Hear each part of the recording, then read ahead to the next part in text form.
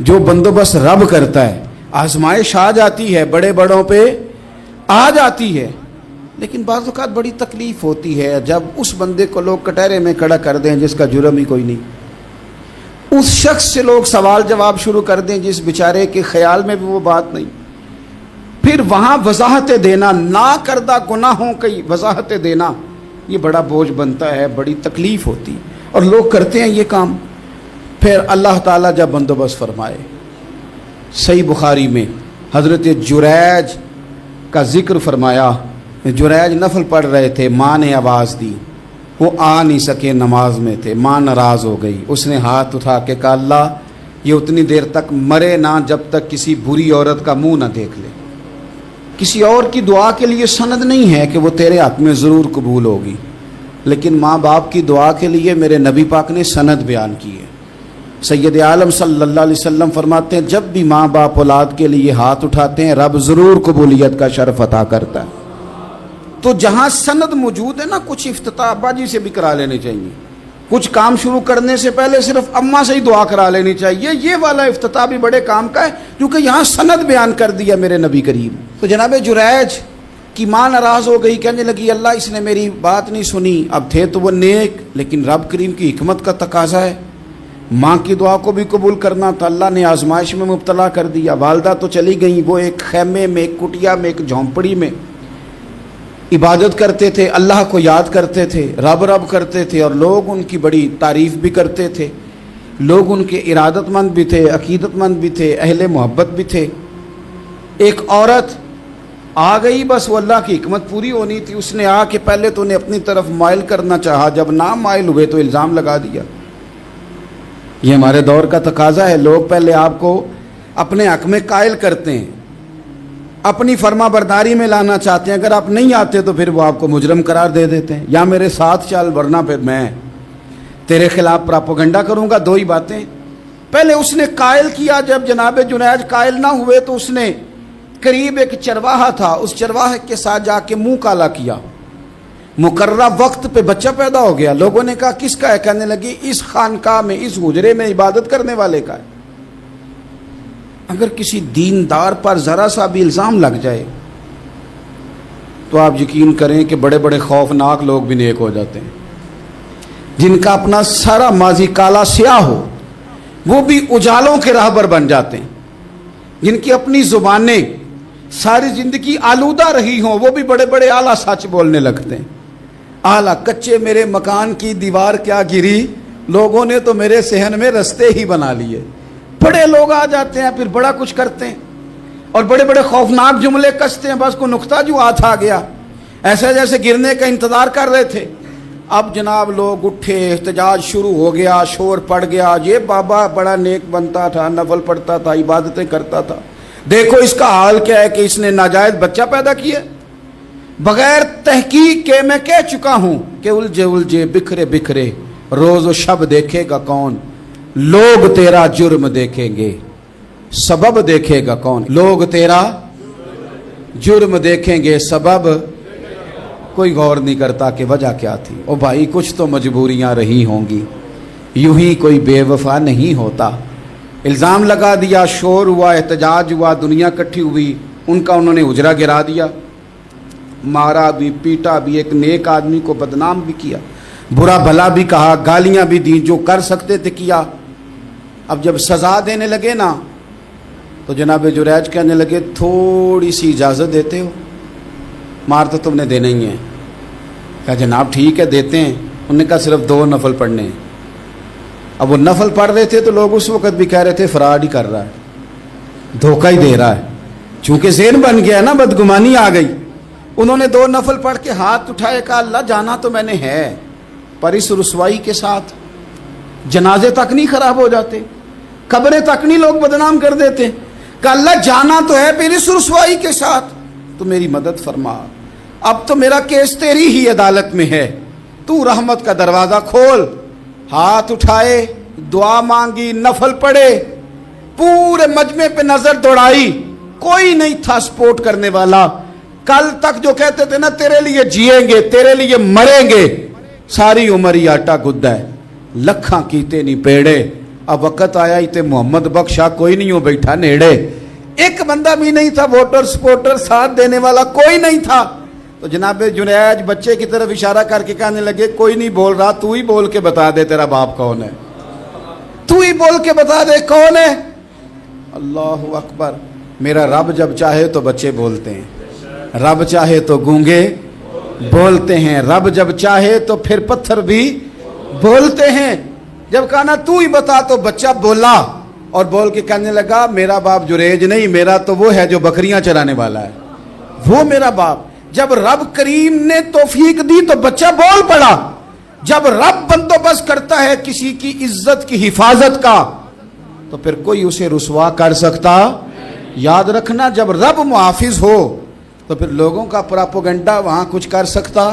لوگ کئی دفعہ بڑا گہرا جال بنتے ہیں, سازش کا رنگ بڑا گہرا ہوتا ہے, عام سادے آدمی اس کو سمجھ نہیں پاتے, اس پراپوگنڈے کا حصہ ہو جاتے ہیں, انہیں پتہ ہی نہیں چلتا یہ بات دراصل کیا کی جا رہی ہے. یہ کتنی گہری حسد کی آگ ہے جس کو لوگ بغض کے ساتھ ہوا دے رہے ہیں, اپنی عداوت کے ساتھ اس کو زیادہ جلا رہے ہیں. حضرت سیدنا عائشہ صدیقہ رضی اللہ تعالیٰ عنہ بیان کرتی ہیں, اور لطف کی بات یہ بھی بخاری میں موجود ہے. میں نے جناب جنید کا قصہ عرض کیا تو بخاری سے, یہ عرض کر رہا ہوں تو بخاری سے. یہ واقعہ میں حضور کی امت کے کسی ولی کا بیان کرتا تو لوگوں نے کہنا تھا ہماری سمجھ میں نہیں آتا. بعض لوگوں کا خیال ہے کہ داتا صاحب کی کرامت بھی نبی پاک کی بیان کریں. او خدا کے بندوں کو خیال کرو, داتا صاحب تو کئی سو سال بعد آئے ہیں, وہاں اگر کوئی کرامت ہوگی تو حضور بیان کریں گے. اگر نبی کریم نے پچھلے بنی اسرائیل کے ولیوں کی کرامتیں بیان کر کے تمہیں بتائی ہیں تو اس کا معنی یہ ہے کہ اگر وہاں اللہ یہ شان عطا کر سکتا ہے تو تم تو امتوں کی سردار امت ہو, ان پر تو نیرا فضل ہے, تم پر تو رب کا فضل کبیر ہے. تو بس لوگ سمجھنے کو تیار نہیں, پچھلوں کی مان لیتے ہیں. جناب آصف بن برخیہ کی کرامت جو سورہ نمل میں آئی وہ تو مانیں گے, پر غوث پاک کی کرامت یہ پتہ نہیں عجیب فلسفہ ہے, اور کس طرح کا فلسفہ ہے یہ سمجھ سے بالاتار ہے کہ بنی اسرائیل کا کوئی ولی ہو تو اس کی کرامت ہو سکتی ہے, اور نبی پاک کی امت کا ہو تو اس کی ہو ہی نہیں سکتی. کیا معنی ہے اس بات کا؟ اور لوگ ہیں کہ داد و تحسین دے رہے ہیں, واہ واہ کر رہے ہیں. اللہ تعالیٰ سمجھنے کی توفیق عطا فرمائے. حضرت عائشہ صدیقہ رضی اللہ تعالیٰ عنہ فرماتی ہیں ایک عورت تھی اور اسے نبی پاک صلی اللہ تعالیٰ علیہ وسلم نے وہ کلمہ پڑھ کے مسلمان ہوئی, مدینہ طیبہ آ گئی تو حضور نے مسجد نبوی شریف میں اس کے لیے مکان, ایک سادہ سا کمرہ ساتھ مسجد کے بنوا دیا, وہیں رہنے لگی. اکثر وہ سیدہ طیبہ کے پاس آتی تو حضرت عائشہ صدیقہ رضی اللہ تعالیٰ عنہ فرماتی ہیں وہ بڑی باتیں سناتی اور آخر میں کہتی وہ ہار والا دن بھی بڑا عجیب دن تھا, اور میرے رب کی قدرتوں کا دن تھا, وہ بھی بڑا عجیب دن تھا. سیدہ عائشہ صدیقہ رضی اللہ تعالیٰ عنہ ایک دن فرمانے لگی کہ تو ہار والے دن کا بڑا ذکر کرتی ہے, وہ کیا دن تھا؟ تو خاتون کہنے لگی اماں جی وہ دن تھا جب میرے رب پر بھروسہ اور مضبوط ہو گیا, جس دن میرا اپنے رب پر توکل اور بڑھا, میرے ایمان میں یقین میں اور پختگی آئی. کہنے لگی میں ایک گھر کی کنیز تھی, نوکرانی تھی, اس گھر میں ایک بچی تھی جس کے پاس سونے چاندی ہیرے جواہرات کا ہار تھا. اس زمانے میں نا چمڑے کے اوپر لوگ ہیرے جواہرات لگاتے تھے, کئی دفعہ سرخ رنگ کے چمڑے پہ لگائے جاتے تھے. وہ بچی پہنتی تھی تو کہتی ہیں وہ بچی کے اس نے اتار کے رکھا یا اس سے گرا وہ ہار تو چیل اسے اٹھا کے لے گئی گوشت سمجھ کے, اور میرے سامنے اٹھا کے لے گئی. گھر والوں نے مجھ سے پوچھا, یہ بخاری میں موجود ہے, گھر والوں نے پوچھا مجھ سے کہ وہ ہار کہاں ہے, تو میں نے کہا چیل اٹھا کے لے گئی. گھر میں کچھ چوری ہو جائے تو سب سے پہلا الزام کس پہ لگتا ہے؟ ملازمین پہ. کہتے انہوں نے مجھے بڑا مارا, بڑی تکلیف تھی, حتیٰ کہ میری شرمگاہ تک کی تلاشی, میری عزت اتنی خراب کی میں بتا نہیں سکتی. میں نے اپنی زندگی میں ایک واقعہ دیکھا, ایک امیر گھر میں چوری ہو گئی, ملازم کو اتنا مارا کہ وہ چارپائی پہ پڑ گیا. پولیس والوں سے اتنی مار پروائی گئی کہ وہ بیچارہ چارپائی پہ پڑ گیا, اور پھر وہ اتنا بیمار ہوا, اور کچھ دنوں کے بعد پتہ چل گیا کہ چور تو اپنا بیٹا ہے ان کا. پھر اس کا انتقال ہو گیا. اب وہ سیٹھ صاحب اور گھر والے آ کے مرنے والے کے کان میں معافیاں مانگ رہے ہیں, کان میں تو میں نے ان سے پھر کہا تھا کہ یہ تو اب چلا گیا ہے، تمہارا زور چلتا تھا نا، تو تم نے قانون خریدا اور تم نے اسے جتنا ہو سکا تم نے اسے مار پڑوائی، تمہارے پاس جو عدالتیں تھیں تم نے وہاں کارروائی کی، اب ایک عدالت قیامت کے دن لگے گی۔ یہ کمزور تھا نا، کچھ کر نہیں سکا۔ میرے نبی پاک صلی اللہ علیہ وسلم نے فرمایا سن لو، اگر سینگ والی بکری نے بغیر سینگ والی بکری کو تکلیف دی ہوگی نا تو قیامت کے دن اسے بھی بدلہ دینا پڑے گا کہ تیرے پاس سینگ تھے اور تو نے اسے مارا تھا۔ وہ خاتون عرض کرتی ہے سیدہ عائشہ کی خدمت میں کہ مجھے بڑا مارا، مجھے تکلیف دی، میں کہہ رہی تھی کہ میرے سامنے چیل لے گئی ہے پر وہ نہیں مان رہے تھے، اماں جی انہوں نے مجھے بڑا مارا۔ حضرت عائشہ صدیقہ کہتی ہیں پھر کیا ہوا؟ کہنے لگی اماں جی جب کوئی میرا مددگار نہ رہا، مجھے تکلیف دے رہے تھے، رسوا کر رہے تھے، تو میں نے اپنے رب سے مدد چاہی، میرے رب کی طرف میں نے توجہ کی، میں نے کہا مالک اب تو ہی میرا مددگار ہے۔ کہتی ہے وہ مجھے مار رہے تھے تو وہ چیل جو ہار لے گئی تھی وہی لے کے واپس آ گئی، اور ہمارے سروں کے قریب لا کے اس نے جب اس ہار کو پھینکا وہ مجھے چھوڑ کے سائیڈ پہ ہوئے، وہ میری بے گناہی جان گئے، لیکن آپ کو بتاؤں اس دن سے میرا اپنے رب پر یقین اور بڑھ گیا۔ مجھے سمجھ آ گئی کہ جب انسان پورا ٹوٹ جاتا ہے اور جب کوئی چاروں جانب اس کا مددگار نہیں ہوتا تو رب تو ہوتا ہے نا، اللہ تو اس کا مددگار ہوتا ہے نا، وہ تو پھر اپنے اس بندے کی مدد کرتا ہے نا، پھر وہ تو توانائی دیتا ہے نا، وہ تنہا نہیں چھوڑتا، وہ تو آنسوؤں والوں کے آنسوؤں پہ بڑا کرم فرماتا ہے، وہ تو قسم پرسی میں آ جاتا ہے، اس کی رحمت بڑھ کے استقبال کر لیتی۔ تو بھائی جب آپ پر اللہ کی حکمت کے تقاضے پورے ہونے لگیں اور زندگی میں کبھی کوئی ایسا وقت آئے کہ آپ محسوس کریں کہ تنہا رہ گئے ہیں اور کئی اپنے بھی مخالفین کی جماعت میں نظر آنے لگے ہیں، تو اس وقت پھر دل، روح، زبان اور ذہن کو یکجا کر کے سمجھ لینا کہ جب ساری دنیا ساتھ چھوڑ جاتی ہے تو رب کی رحمتیں اس وقت بھی ساتھ رہتی ہیں اور اللہ کی مدد اس وقت بھی بندے پہ کرم نوازی کرتی ہے۔ ایک اور حدیث سنیں، لطف کی بات یہ ہے یہ بھی بخاری میں ہے، یہ بھی واقعہ بخاری میں ہے۔ اللہ اکبر۔ ایک شخص نے نا ایک بندے سے قرض مانگا، اس نے کہا مجھے قرضہ دو، وہ کہنے لگا کہ کتنا قرضہ؟ اس نے کہا 1000 دینار۔ دینار سونے کا ہوتا تھا، درہم چاندی کا ہوتا تھا، 1000 دینار چاہیے۔ اس نے کہا کوئی گواہ ہے تیرے پاس؟ غریب کا گواہ بھی کوئی نہیں بنتا، کبھی الجھ جائے نا کوئی بندہ تو کئی اپنے بھی کہہ دیتے ہیں کہ ہم اس کے قول فعل کے ذمہ دار نہیں ہیں۔ ایک غریب آدمی کو قرض کی ضرورت پڑ گئی، 1000 دینار چاہیے۔ میں کہہ چکا ہوں کہ درہم چاندی کا ہوتا تھا، دینار سونے کا، اب 1000 دینار لینا ہے۔ تو جس بندے سے اس نے کہا، اگرچہ وہ نیک بندہ تھا، اس نے کہا یار 1000 دینار دے دو، تو کہنے لگا کوئی گواہ ہے تیرے پاس؟ وہ کہنے لگا غریبوں کا گواہ کون ہوتا ہے؟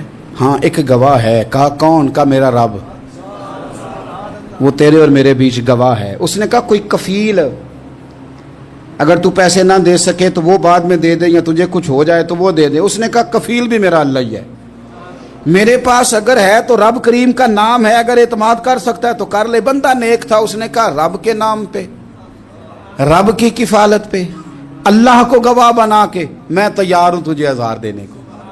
اس نے 1000 دینار دے دیا، وقت واپسی کا طے ہو گیا، وہ چلا گیا پیسے لے کے۔ اس نے پوری محنت کی کہ میں نے وقت پہ پیسے لوٹانے، پوری محنت بھی کر لی، اللہ نے مدد بھی کر دی، پیسے بھی اس تاریخ کو اسے مل گئے۔ بعض لوگوں کا تو لوٹانے کا دل ہی نہیں نہ ہوتا۔ فرمایا حدیث پاک میں کہ تو لوٹانے کا ارادہ کر، رب تیری مدد بھی فرمائے گا۔ لیکن یہاں بہت سارے لوگ کہتے ہیں خیر ہے، ارادہ ہی نہیں، تو پھر جس طرح کا بندے کا گمان ہو رب بھی اسی طرح کا معاملہ فرماتا ہے۔ اس نے پیسے جمع بھی کر لیے اور واپس دینے کو تیار بھی ہو گیا، لیکن رستہ بحری جہاز کا تھا، کشتی کا تھا، دریا کے رستے واپس آنا تھا۔ اب وہ جب آ گیا دریا کے کنارے تو بڑی کوشش کی، پر وہاں اسے کوئی کشتی نہیں ملی۔ وقت پہ پیسے لوٹانے ہیں، سفر کرنا ہے، اب سواری میسر نہیں ہے۔ سوچ سوچ کے پریشان تھا کہ میں نے تو اللہ کے نام پہ لیے۔ اچانک دل میں ایک تجویز آئی، اس نے ایک لکڑی لی، لکڑی کو اندر سے کھولا، 1000 دینار اس میں بھرا، بخاری پڑھ رہا ہوں، اور ساتھ ایک خط بھی لکھا کہ یار میں پیسے پہنچانا چاہتا تھا پر مجھے کوئی چیز نہیں ملی دریا کے اس پار آنے، اللہ کے نام پر تیری طرف روانہ کر رہا ہوں۔ اور یہ کہہ کہ وہ لکڑی دریا میں رکھ دی، وہ لکڑی ڈوب گئی ہے، واپس آ گیا۔ وہ جس نے پیسے لینے تھے وہ عین مقررہ وقت پر دریا کنارے آیا، صبح سے سر شام تک اس نے انتظار کیا۔ دل ڈھلنے لگا تو دل میں خیال آ گیا کہ یار نہیں، اس نے دینے ہی نہیں، جھوٹا وعدہ کر گیا، پہنچا ہی نہیں وقت پہ۔ اب جب واپس لوٹنے لگا تو اچانک دریا میں ایک لکڑی تیرتی ہوئی دکھائی دی۔ کہنے لگا لے جاتا ہوں، شام کو روٹیاں پکانے کے کام آئے گی، ایندھن بنا کے جلا لوں گا، ہنڈیا پک جائے گی۔ لکڑی اٹھا کے جلانے کے لیے گھر لایا، گمان تھا کہ وہ نہیں آیا وعدہ کر کے، اللہ کو کفیل اور وکیل بنا کے اور گواہ بنا کے پھر بھی نہیں آیا۔ لکڑی لے کے گھر گیا، بخاری ہے، اور جب اس کو چیرا نہ کہ میں اس کی آگ جلاؤں گا، کھولا تو اندر سے 1000 دینار بھی نکل آیا، خط بھی نکل آیا۔ اب ذرا سمجھنا، اس کے دل میں بات کس نے ڈالی کہ تو لکڑی میں پیسے ڈال دے؟ اللہ نے۔ اس بندے کو مقررہ وقت پہ کنارے بھیجا کس نے؟ لکڑی صرف اسی کے ہاتھ آئی تو یہ بندوبست کیا کس نے؟ اللہ نے۔ گھر جا کے چیری تو پیسے بحفاظت اس تک پہنچائے کس نے؟ تو پھر ہمیں بھی توجہ اللہ کی جانب ہی کرنی چاہیے، ہمارے پہ دل کی توجہ رب کی طرف ہی ہونی چاہیے نا، ہمیں ادھر ادھر جانے کی، دیکھنے کی، بندوں پر غور کرنے کی ضرورت کیا ہے؟ وہ پیسے پہنچ گئے، یہ وہاں اپنی جگہ پہ پریشان تھا، اس نے 1000 دینار اور جمع کیا۔ پھر دوبارہ ایک دن دریا کنارے آیا، کشتی مل گئی، بیٹھ کے اپنے اس بھائی کے پاس آیا، کہنے لگا دیکھنا مجھ پر بدگمان نہ ہونا، پیسے اس تاریخ کو بھی جمع کر لیے تھے، دریا پہ آیا تھا پر کشتی نہیں ملی تھی، پھر میں نے نا لکڑی میں ڈال کے خط ڈال کے تیری طرف بھیج بھی دیے تھے، لیکن آج میں پھر لے کے آ گیا ہوں۔ وہ کہنے لگا خوش ہو جا، جس رب کو تو نے میرا اور اپنا گواہ بنایا تھا اس رب نے میرے تک پہنچا بھی دیے ہیں۔ جب لوگ اللہ کو گواہ بناتے ہیں، رب کی جانب اپنی توجہ کرتے ہیں، اپنی چاہتوں، خواہشات اور اپنی ساری چٹھیاں اپنے رب کریم کی رحمت کی طرف روانہ کرتے ہیں، پھر اللہ اپنے بندوں کو مایوس نہیں کرتا، اللہ اپنے بندوں کو نواز دیتا ہے، اللہ تبارک و تعالیٰ اپنے بندوں پہ کرم نوازی کرتا۔ او سنگیو، ساری امیدیں سیٹھوں، نوابوں، دنیا داروں سے کیوں وابستہ کرتے ہو؟ ساری توجہات کا مرکز کیوں ان لوگوں کو بناتے ہو جو تمہیں دنیا میں مضبوط نظر آتے ہیں؟ اپنی توجہات کا مرکز اپنے خدا کو بنائیے، اپنے مالک کی جانب اپنی ساری خواہشات کا رخ پھیر دیجئے، اپنی توجہات اپنے رب کی جانب کر لیجئے، وہ اپنے بندوں پہ بڑی کرم نوازی فرماتا ہے، وہ عزتوں کا بھی محافظ ہے، وہ پریشانیوں میں کرم نوازیاں فرمانے والا ہے، وہ ساتھ دینے والا ہے، وہ اس کی رحمت قریب آ کے بندے کو سہارا دیتی ہے، وہ اپنے فضل سے اپنے بندوں کی ہر مشکل میں دستگیری فرماتا ہے۔ اسیاں سے کبھی ہم نے کنارہ نہ کیا، اور تو نے بھی تو دل آزردہ ہمارا نہ کیا، ہم نے تو جہنم کی بہت کی تدبیر، پر مولا تیری رحمت نے گوارا نہ کیا۔ عدل کریں تے تھر تھر کمبن، اچیاں شانہ والے، تجھے تو فضل کریں تے بخشے جاون، میرے جے منہ کالے۔ آخر دعوایا ان الحمد للہ رب العالمین۔